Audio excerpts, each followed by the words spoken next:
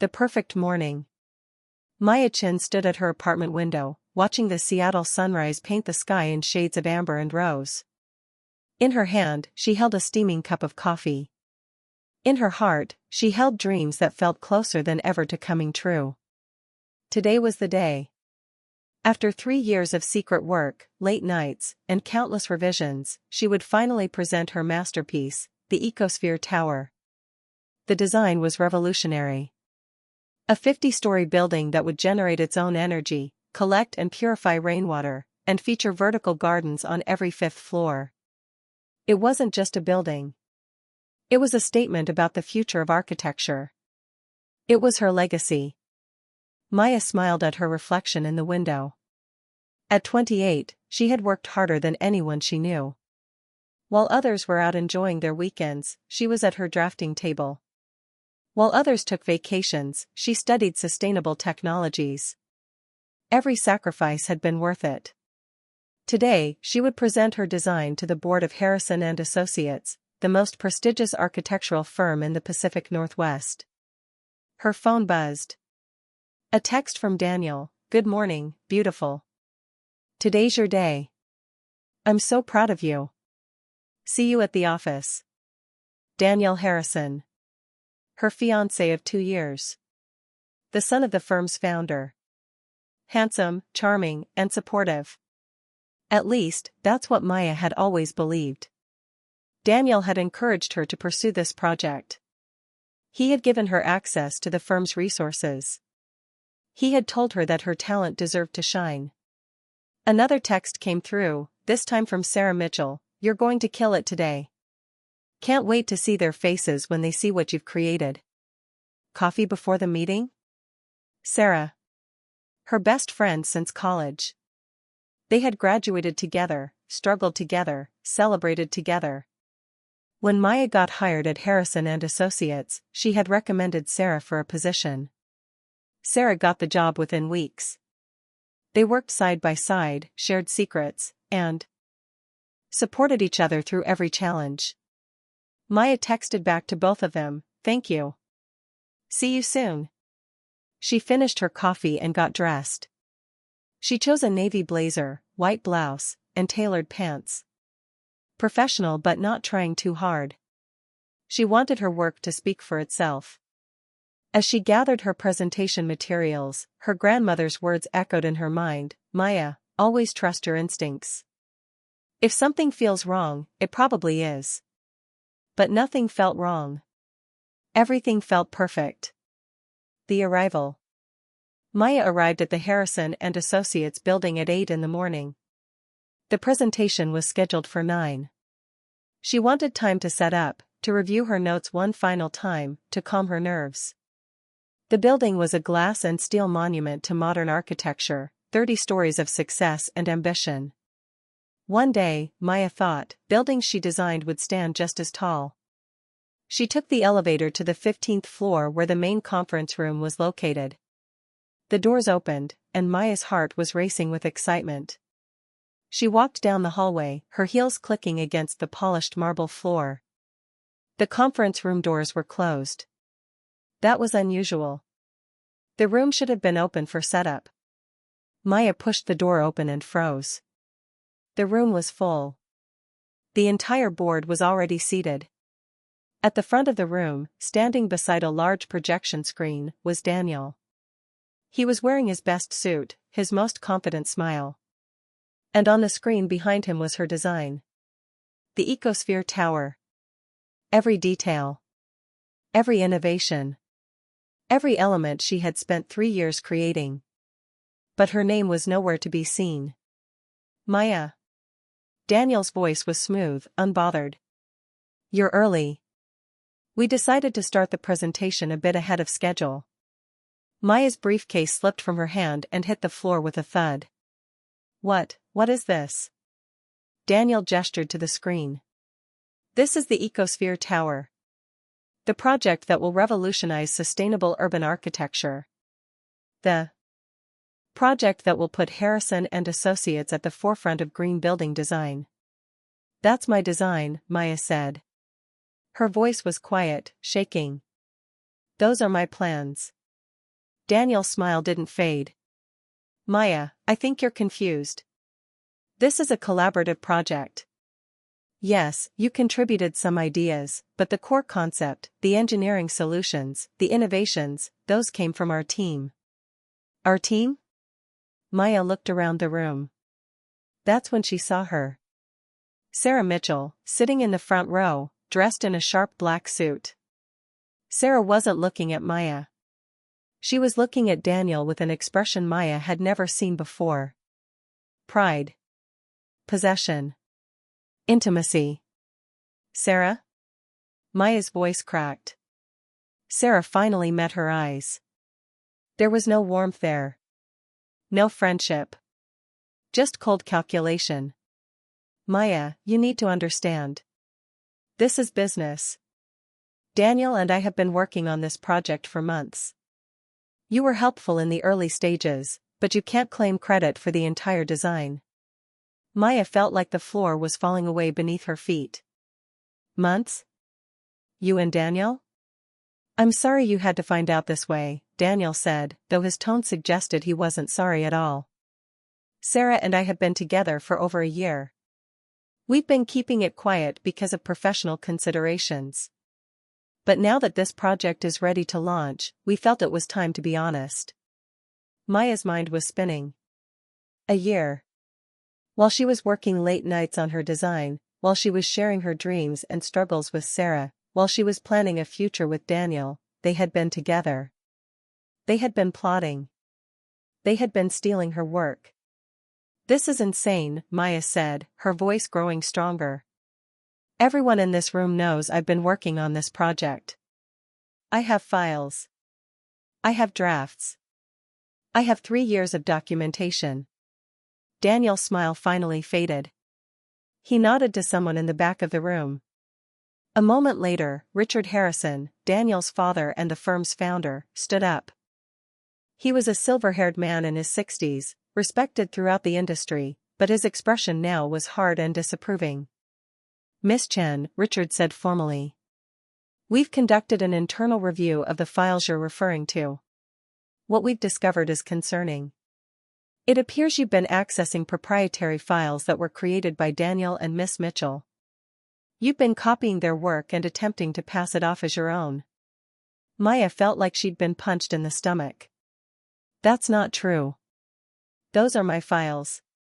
My work. The timestamps don't lie, Richard continued. The original files were created on Daniel's computer. Your copies came later. We also found evidence that you've been sharing confidential firm information with outside contacts. This constitutes intellectual property theft and breach of contract. Maya looked around the room desperately. Surely someone would speak up. Surely someone would defend her. But every board member sat in silence. Some looked uncomfortable. Most looked convinced. They believed Daniel. They believed Sarah. They believed the false evidence that had been carefully planted to destroy her. This is a setup, Maya said. You know it is, Daniel. You know every line of that design came from my mind, my hands, my work. Daniel stepped closer to her. When he spoke, his voice was low enough that only Maya could hear. You were always too trusting, Maya. Too naive. Did you really think someone like you could outshine the Harrison name? You're talented, I'll give you that. But talent without connections, without family legacy? That's just potential. Sarah and I? We're the real thing. And your design is going to make us stars. Maya stared at him. This man she had loved, had trusted, had built a future within her mind. He was a stranger.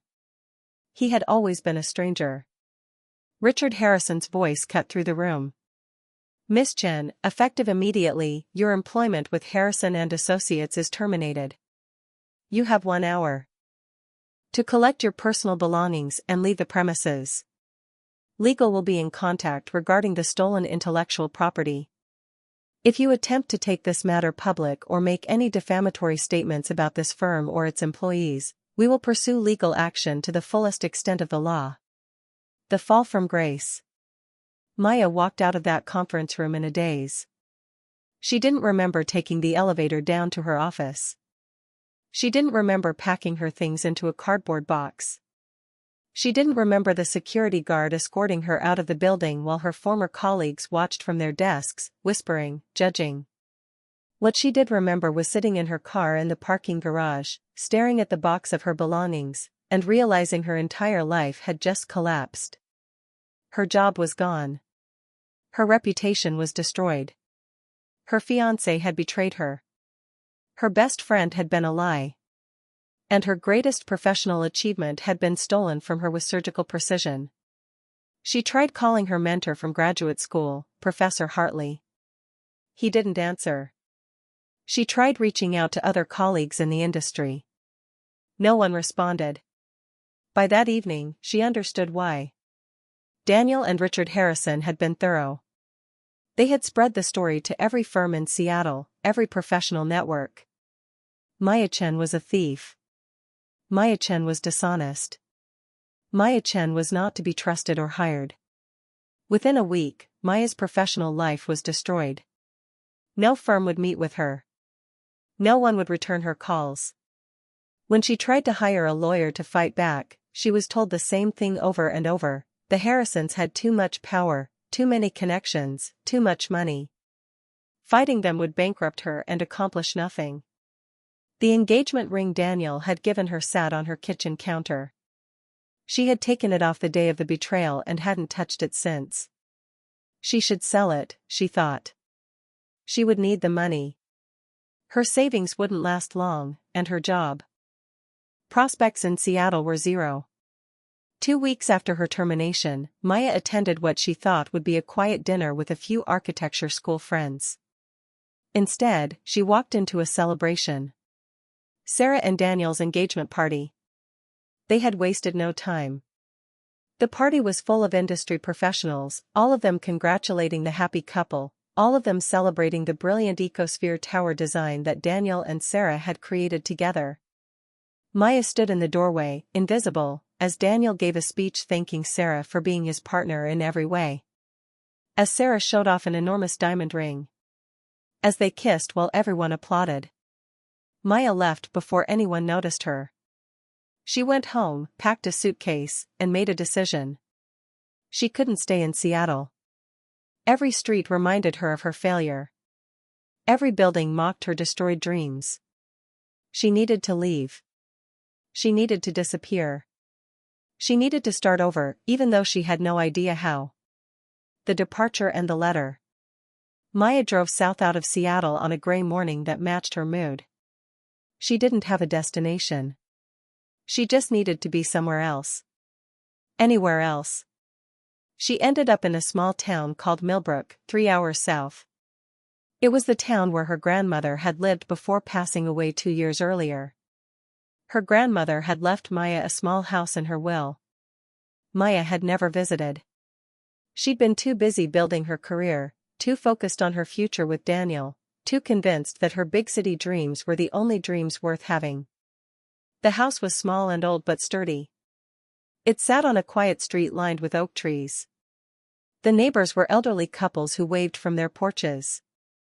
It was the opposite of everything Maya had wanted. It felt like giving up. It felt like failure. It felt like dying. Maya spent the first month barely leaving the house. She slept until noon. She ate cereal for every meal. She ignored her phone. She existed in a fog of depression and disbelief. How? Had her life fallen apart so completely? How had she not seen the betrayal coming? How could she have been so blind? One afternoon, while cleaning out a closet, Maya found a sealed envelope with her name on it. She recognized her grandmother's handwriting immediately. With shaking hands, she opened it. "My dearest Maya," the letter began. "If you're reading this, I'm gone, and you're in my house. I don't know what brought you here, but I know it wasn't the career success you always talked about. Life has a way of breaking us before it remakes us. I learned that lesson many times. When your grandfather left me, I thought my life was over. I was wrong. When I lost my business during the recession, I thought I had failed. I was wrong. Every time I fell, I discovered I could build something better from the pieces. You are stronger than you know, Maya. You are more capable than you believe. If someone has hurt you, don't let them define you. Don't let their cruelty become your identity. Take time to heal. Then take time to grow. Then take everything you've learned and build something so magnificent that no one can ever take it from you again. Not your work. Not your worth. Not your spirit. The world will try to make you small. Don't let it. Rise up. You have everything you need inside you already. With all my love, Grandma Rose. Maya read the letter 3 times. Then she cried harder than she had cried since the betrayal.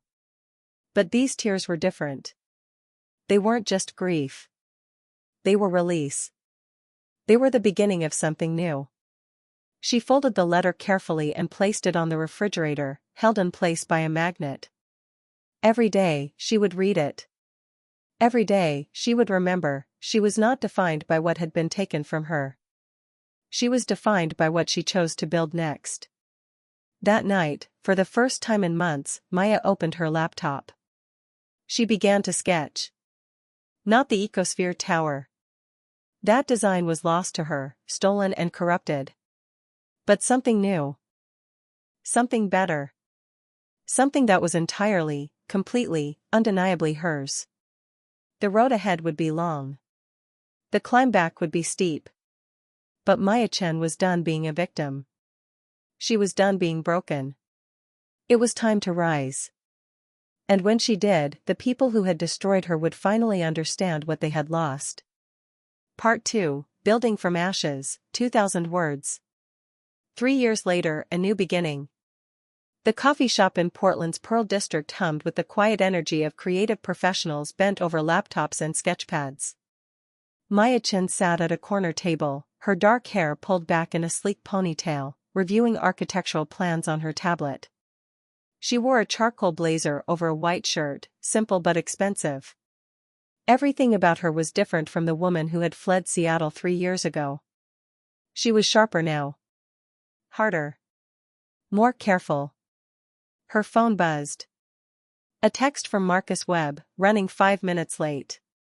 Traffic is insane. Order me the usual? Maya smiled and typed back, already done. Drive safe. Marcus Webb was a contractor who had become one of her first clients when she started her new firm, Phoenix Designs. He was honest, hardworking, and one of the few people in the industry who didn't ask questions about her past. They had become friends over shared project deadlines and mutual respect for quality work. Marcus had a way of making her laugh, something Maya had thought she'd forgotten how to do. Phoenix Designs had started small. Very small. Maya's first office was a spare bedroom in her grandmother's house. Her first client was a retired teacher who wanted to remodel her kitchen. The budget was tiny. The project was unglamorous. But Maya had treated it like she was designing a palace. Every detail was perfect. Every choice was thoughtful. The teacher was thrilled and told all her friends. Word spread slowly but steadily. Maya had learned important lessons during those early struggles. She learned to be careful about who she trusted. She learned to document everything. She learned to value substance over flash, integrity over ambition. She built her reputation one project at a time, never cutting corners, never overpromising, always delivering excellence. By year 2, Phoenix Designs had moved into a real office space and hired 3 employees. By year 3, they had completed projects across Oregon and Northern California. Maya's designs were gaining attention for their innovation and sustainability. She wasn't famous, but she was respected. And she had built it all herself, brick by brick, with no one to betray her. The coffee shop door opened and Marcus walked in. He was tall, with sandy brown hair and calloused hands that spoke of years of actual construction work. Unlike the smooth-talking architects Maya had known in Seattle, Marcus was genuine. What you saw was what you got. Sorry I'm late, he said, sliding into the seat across from her. Thanks for ordering. No problem. So what's the emergency meeting about? Marcus pulled out his phone and showed her an email. This. Maya read the subject line and felt her heart stop. International Sustainable Architecture Competition, Seattle Cultural Center Project. Keep reading, Marcus urged. The email was an invitation. A prestigious competition for designing Seattle's new cultural center, a massive project that would include performance spaces, galleries, educational facilities, and public gardens. The winning firm would receive not only a substantial contract but also international recognition. Submissions were due in 6 weeks. Finalists would present in Seattle in 3 months.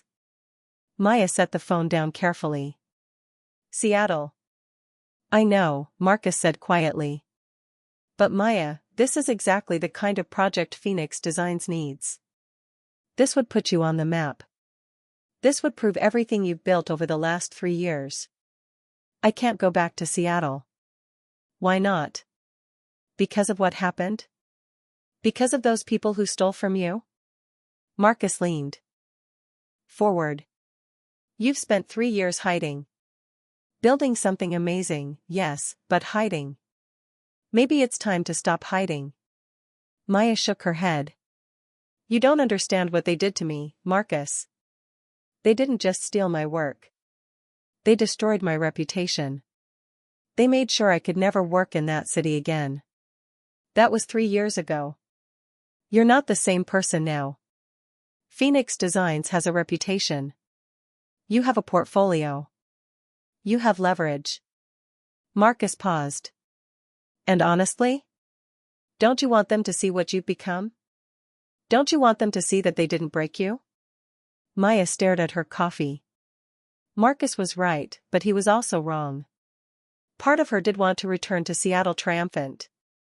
Part of her wanted Daniel and Sarah and everyone at Harrison and Associates to see that she had survived. But another part of her, the part that still woke up sometimes from nightmares of that conference room, was terrified.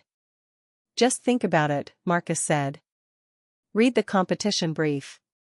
Look at the requirements. And if you decide to enter, I'll be with you every step of the way. You don't have to face Seattle alone.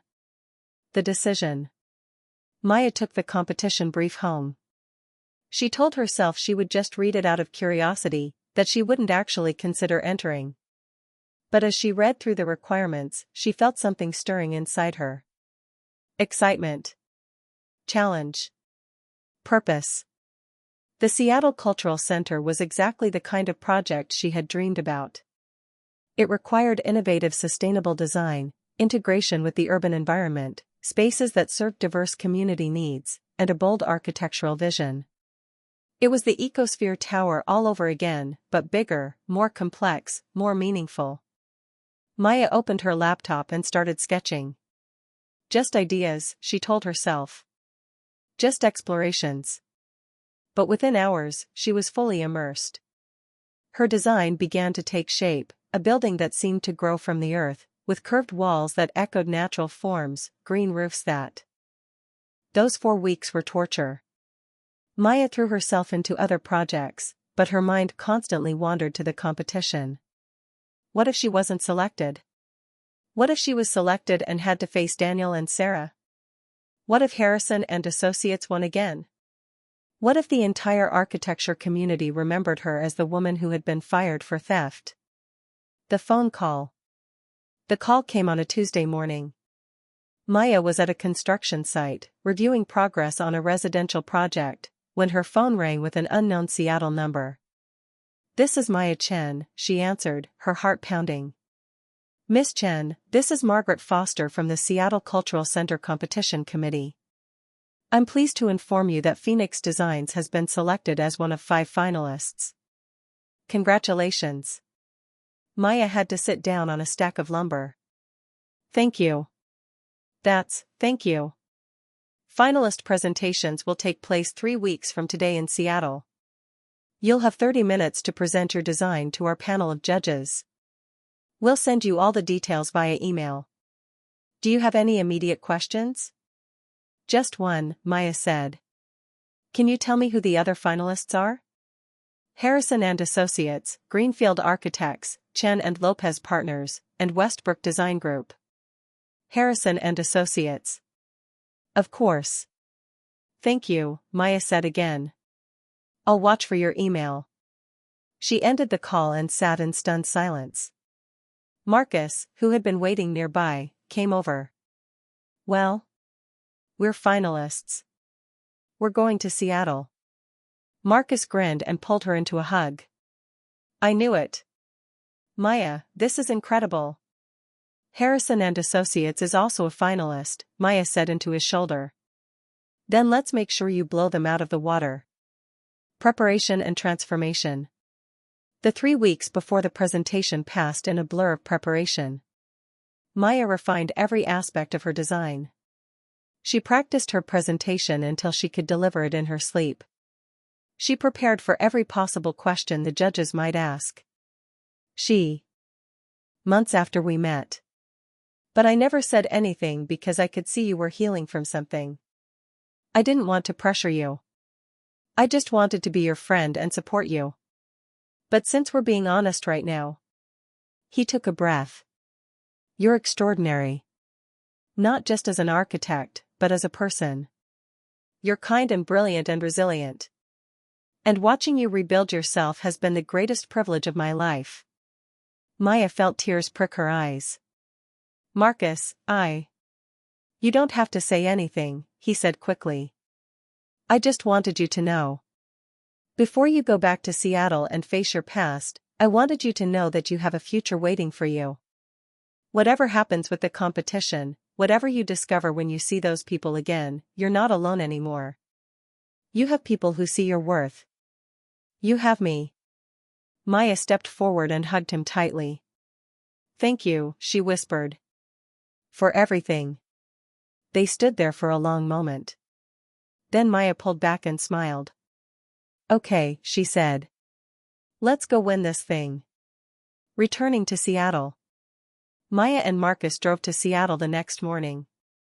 As they crossed the city limits, Maya felt her heart rate accelerate. She hadn't been back in 3 years. The city looked the same but felt different. Or maybe she was different, and that changed how she saw everything. They checked into a hotel near the presentation venue. Maya had considered staying somewhere far from downtown, but Marcus had convinced her otherwise. Don't hide, he'd said. Walk through this city with your head high. That evening, Maya did exactly that. She walked through Pike Place Market, past the space where she and Daniel had gone on their first date. She walked past the building where she used to work. She even walked past the restaurant where Sarah had hosted that engagement party. Each step felt like reclaiming stolen ground. The next morning was the presentation. Maya put on her new suit, styled her hair, and looked at herself in the mirror. The woman staring back at her was not the broken, defeated Maya who had fled Seattle. This woman was strong. This woman was successful. This woman was ready. The presentation venue was a sleek convention center downtown. Maya and Marcus arrived early. The lobby was filled with architects from competing firms, all of them polished and confident. Maya recognized some faces from her old life. A few people did double takes when they saw her, clearly surprised she was back and competing. And then she saw them. Daniel and Sarah stood near the registration desk, talking to someone on their team. Daniel looked older, more tired around the eyes. Sarah looked sharp as always, but there was a hardness to her expression that hadn't been there 3 years ago. Or maybe it had always been there, and Maya had been too trusting to see it. Maya started to turn away, to avoid them, to protect herself. But then she remembered Marcus's words. Don't hide. She walked straight toward them. Marcus stayed close beside her. Daniel saw her first. His face went pale. Maya? Sarah turned and her eyes widened. What are you doing here? Maya smiled calmly. I'm presenting. Phoenix Designs is one of the finalists. Phoenix Designs? Daniel looked confused. You started your own firm? 3 years ago. Right after you destroyed my career in this city. Maya's voice was steady, matter of fact. But I'm not here to discuss the past. I'm here to present my design. Good luck with yours. She walked past them to the registration desk, checked in, and received her presentation time slot. She could feel Daniel and Sarah staring at her back, but she didn't turn around. That was perfect, Marcus whispered. Did you see their faces? I saw, Maya said. And for the first time, she felt a spark of something that felt a lot like power. Part 3, Justice in Design, 2,000 words. The presentation morning. The presentation hall was an elegant space with soaring ceilings and floor-to-ceiling windows overlooking Puget Sound. 5 podiums were set up at the front, and the judges' panel sat at a long table facing them. 7 judges in total, 3 architects, 2 city officials, 1 environmental consultant, and 1 community representative. These were the people who would decide the future of Seattle's cultural center and, in many ways, Maya's future as well. The presentation order had been determined by lottery. Harrison and Associates would present first. Phoenix Designs would present last. Maya wasn't sure if that was good luck or bad. She would have to sit through everyone else's presentations, including Daniel and Sarah's, while her nerves built. But she would also have the final word, the last impression before the judges deliberated. The audience section was full. Other competing firms, architecture students, media representatives, and interested community members filled the seats. Maya spotted several faces she recognized from her old life at Harrison and Associates. Some looked away when they caught her eye. Others stared with curiosity or discomfort. Marcus sat beside her in the front row. Remember, he whispered. Your design speaks for itself. Just let it shine. The moderator walked to the front of the room. Welcome to the finalist presentations for the Seattle Cultural Center Design Competition.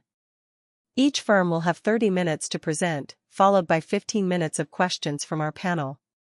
We'll begin with Harrison and Associates. Daniel walked to the podium. He looked confident, polished, every inch the successful architect. Sarah stood beside him, ready to advance slides. They made a good-looking team, Maya thought distantly.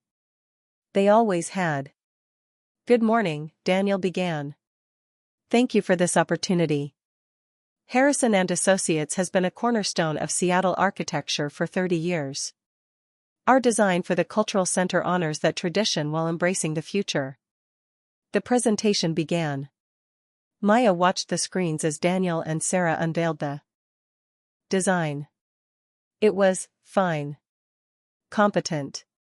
Professional. The building was a modern glass structure with clean lines and efficient spaces. There were nods to sustainability, solar panels, rainwater collection, energy-efficient systems. There were public gathering areas and flexible performance spaces. But there was no soul to it. No vision that made you stop and think. It was a building that could exist anywhere, designed by committee to offend no one and inspire no one. It was safe. It was exactly what Maya would have expected from a firm that had stopped innovating and started playing it safe. As Daniel discussed the technical specifications, Maya noticed something. Several of the sustainable design elements looked familiar. Very familiar. The vertical garden concept, the passive cooling system, the integration of natural light, these were ideas she had developed for the Ecosphere Tower. They had modified them, diluted them, but the DNA was hers. They were still using her work. Even now, 3 years later, they couldn't create anything original without borrowing from what they had stolen. The judges asked questions.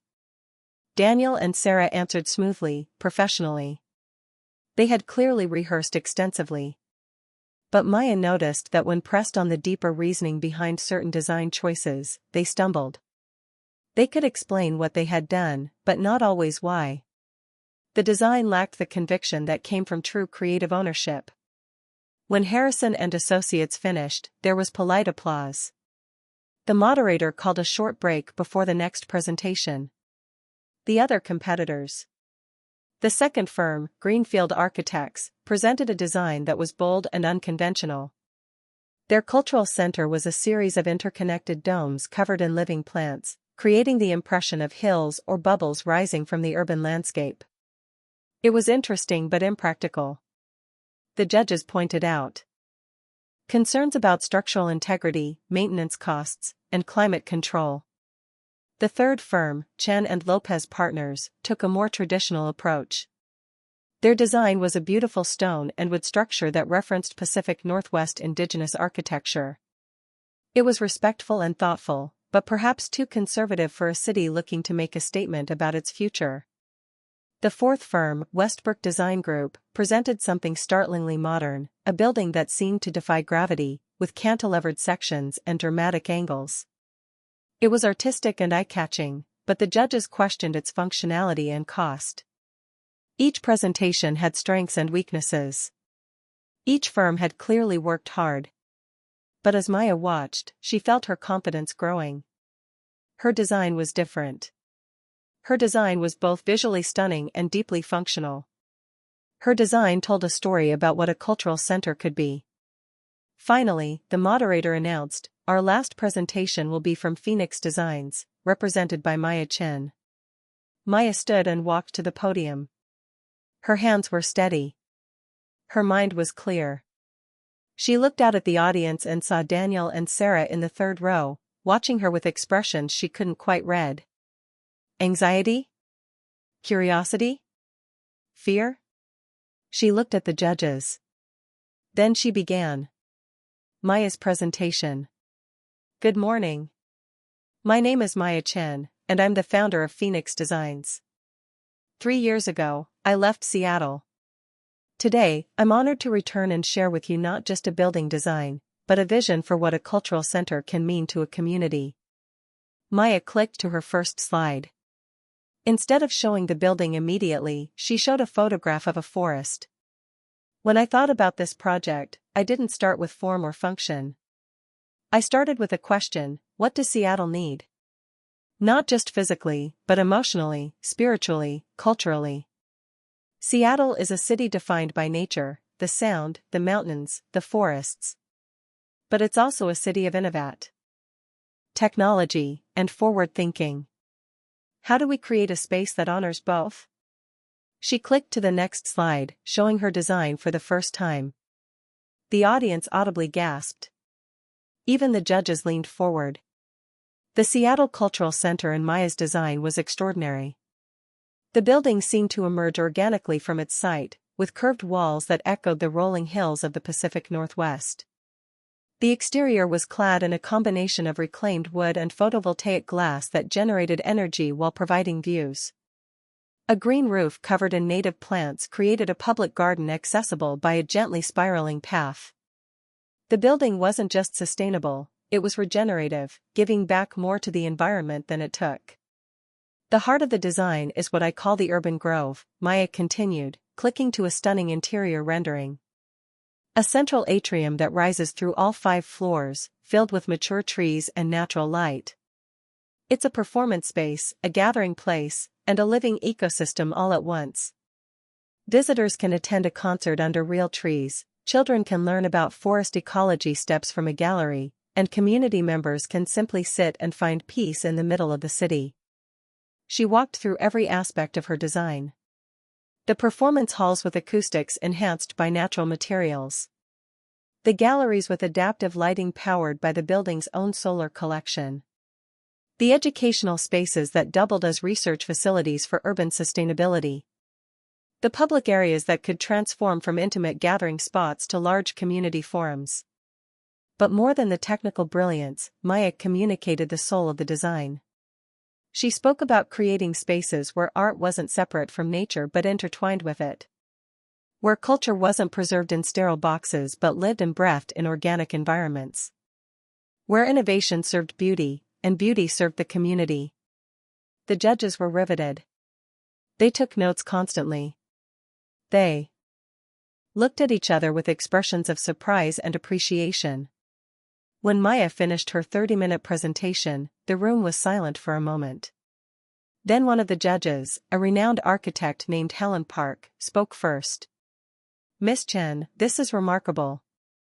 Can you walk us through your approach to the structural challenges of the urban grove? Supporting mature trees inside a multi-story building presents significant engineering obstacles. Maya smiled. She had anticipated every question. For the next 15 minutes, she fielded inquiries about structural systems, budget considerations, maintenance protocols, and community accessibility. She had answers for everything, backed by research, calculations, and real-world examples from projects she had completed with Phoenix Designs. One judge, the environmental consultant named Dr. James Rodriguez, asked, "Your sustainability approach goes beyond standard green building practices. You're talking about a regenerative system. Have you successfully implemented something like this before?" "Yes," Maya said. "On a smaller scale.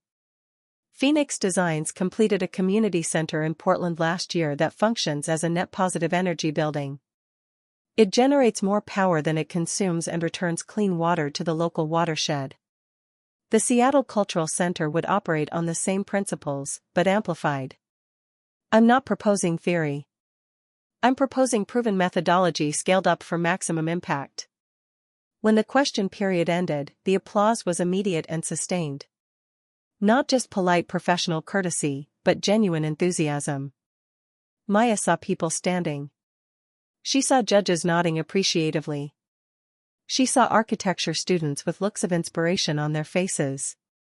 And she saw Daniel and Sarah sitting very still, their faces pale. The confrontation.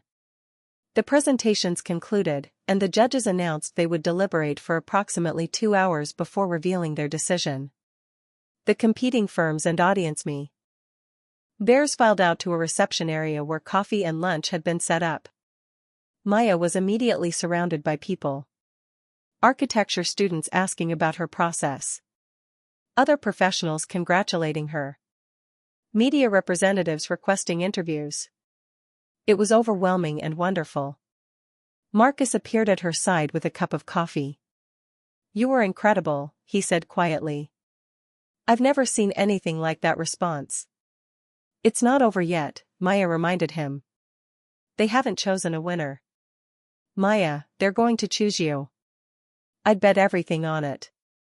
As the crowd around her thinned, Maya found herself face to face with Daniel. Sarah stood slightly behind him, her arms crossed defensively. "Can we talk?" Daniel asked. "Privately?" Maya looked at Marcus, who gave her a questioning look. She nodded slightly. "It's okay. I'll find you in a few minutes." Marcus reluctantly moved away, though he stayed within sight. Maya followed Daniel and Sarah to a quiet corner of the reception area. "That was some presentation," Daniel said. His voice was strained. "Thank you. Maya, Daniel ran his hand through his hair, a gesture she remembered from when he was stressed. "I owe you an apology. What we did 3 years ago was wrong." "Wrong?" Maya's voice was dangerously quiet. "You stole my work, Daniel. You destroyed my reputation. You made sure I couldn't work in this city.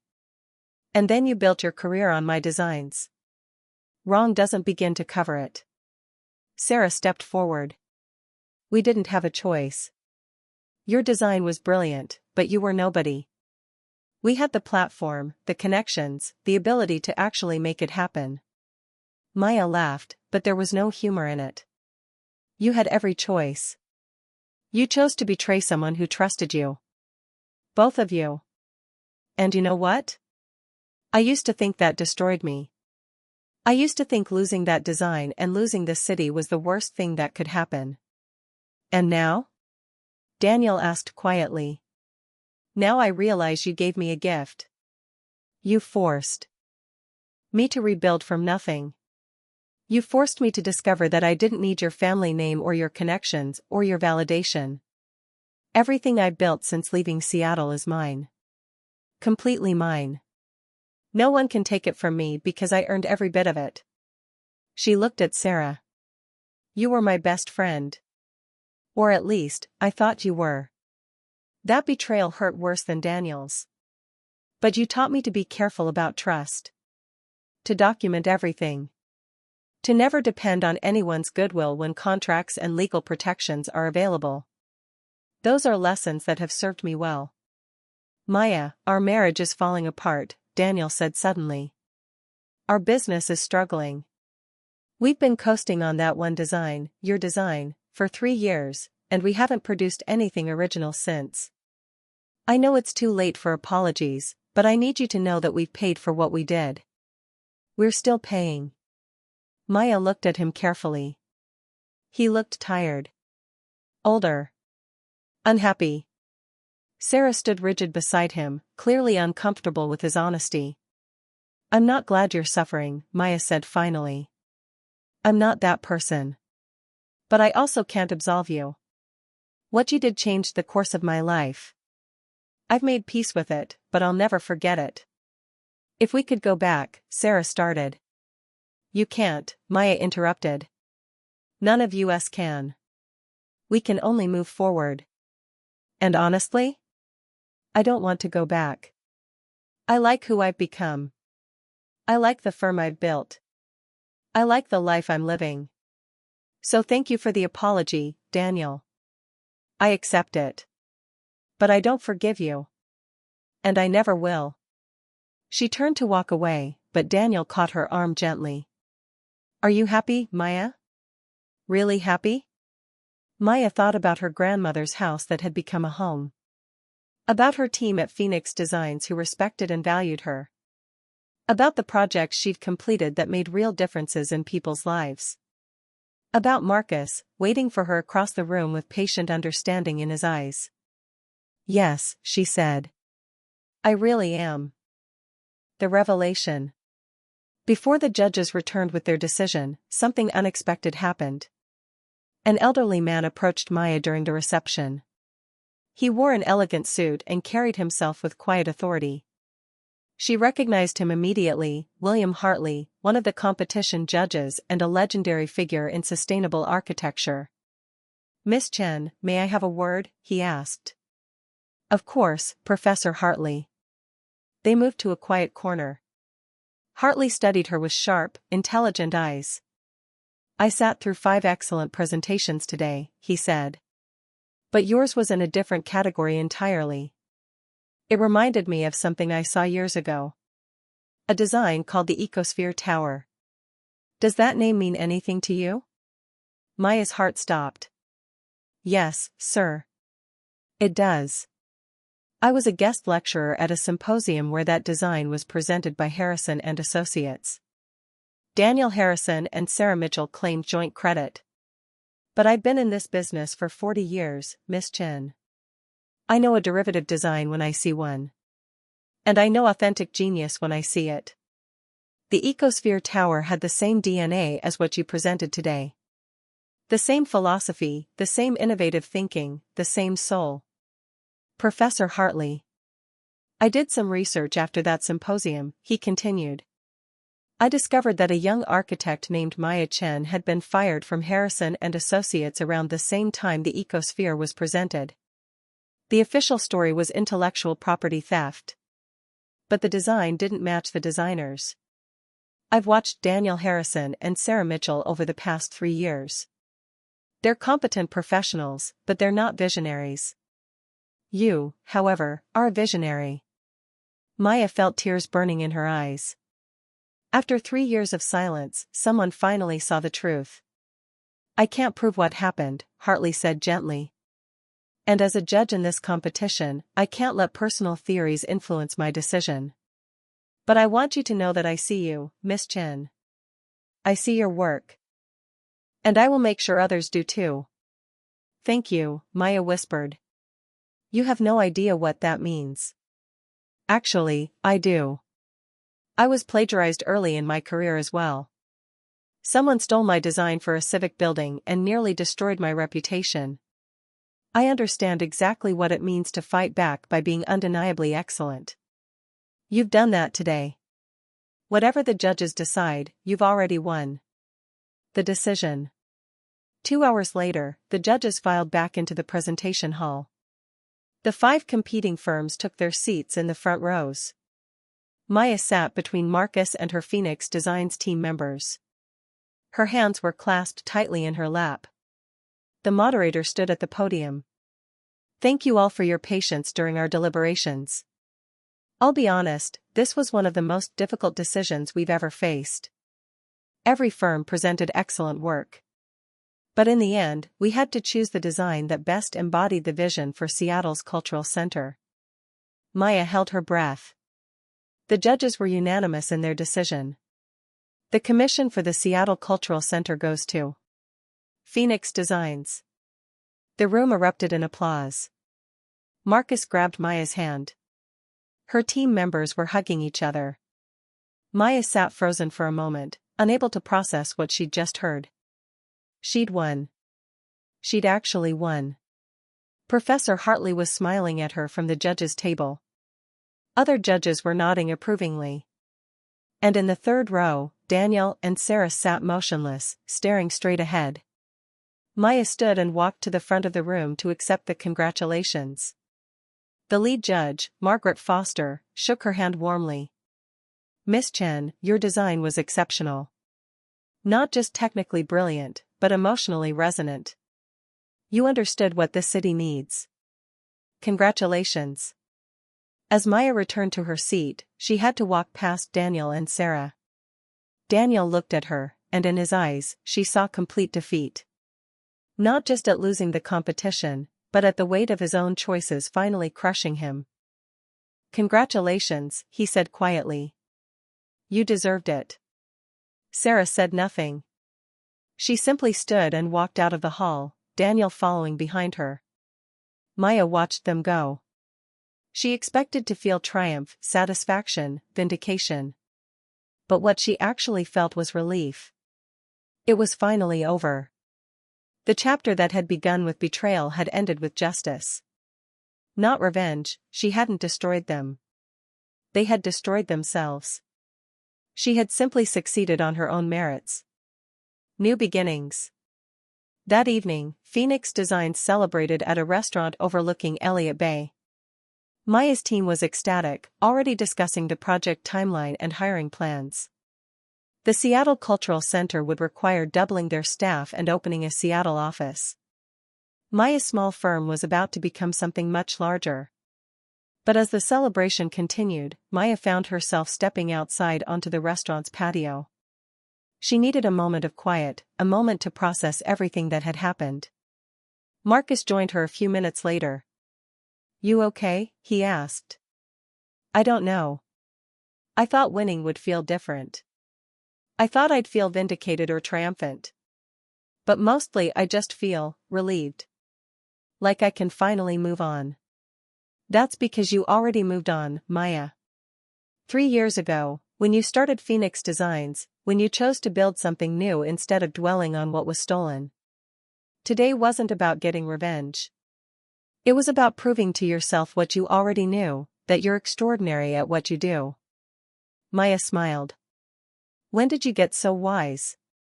"I've had an excellent teacher." Marcus paused. "Maya, I meant what I said yesterday. About my feelings. I'm not expecting anything from you, but I wanted you to know." Maya stood on her toes and kissed him. It was soft, brief, but full of promise. "I know," she said when they pulled apart. "And I feel the same way. I've felt it for a while, actually. I was just scared.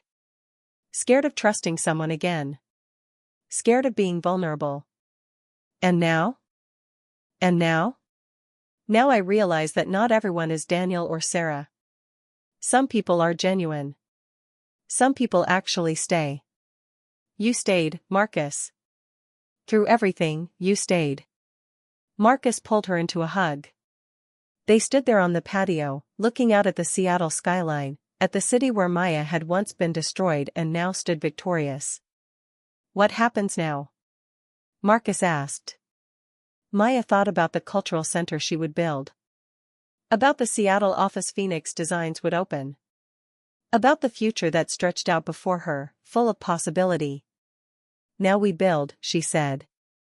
"Together." Epilogue, 6 months later. The construction site for the Seattle Cultural Center was a hive of activity. Maya stood at the edge of the foundation, wearing a hard hat and holding rolled blueprints, directing her team.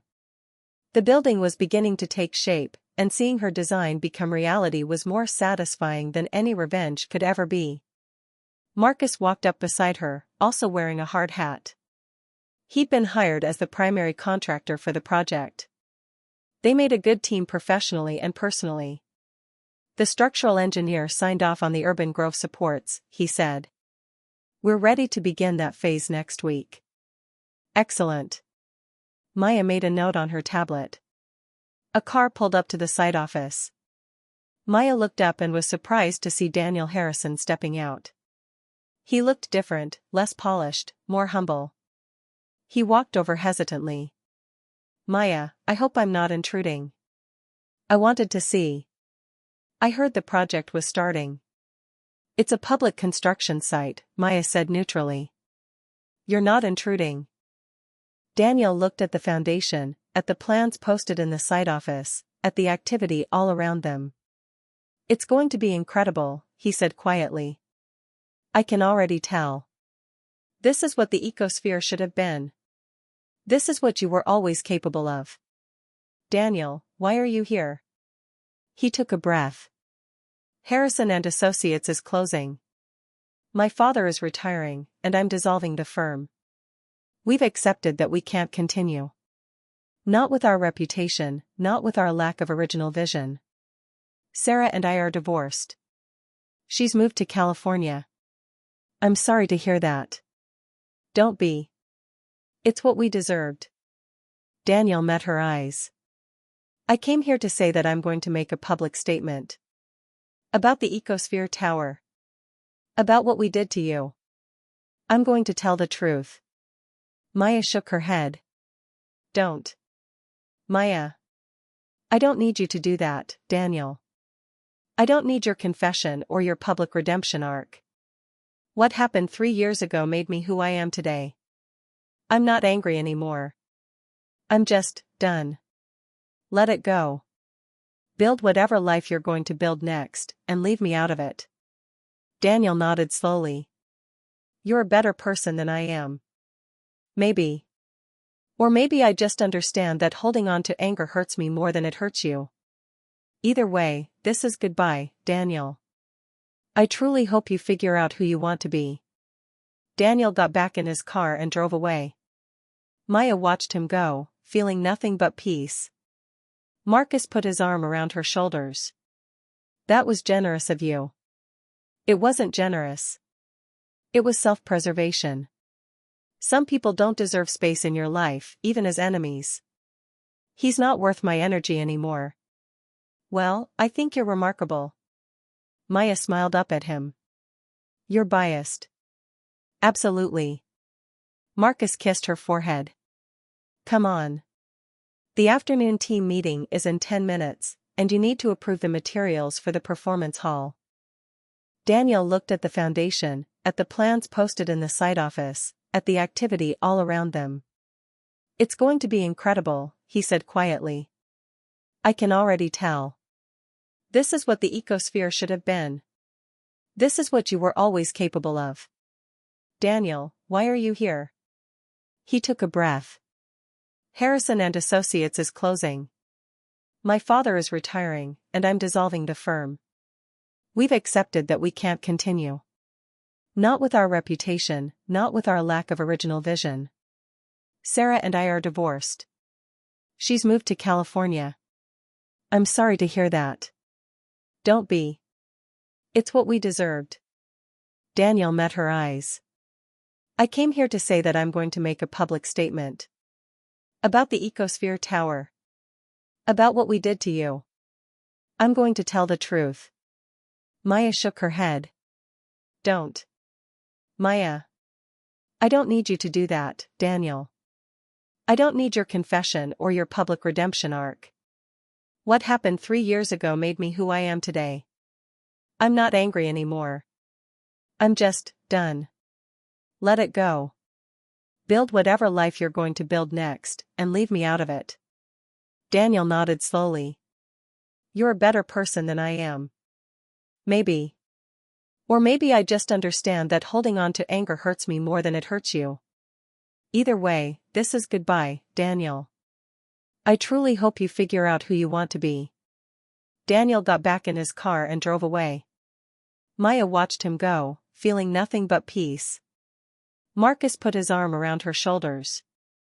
That was generous of you. It wasn't generous. It was self-preservation. Some people don't deserve space in your life, even as enemies. He's not worth my energy anymore. Well, I think you're remarkable. Maya smiled up at him. You're biased. Absolutely. Marcus kissed her forehead. Come on. The afternoon team meeting is in 10 minutes, and you need to approve the materials for the performance hall.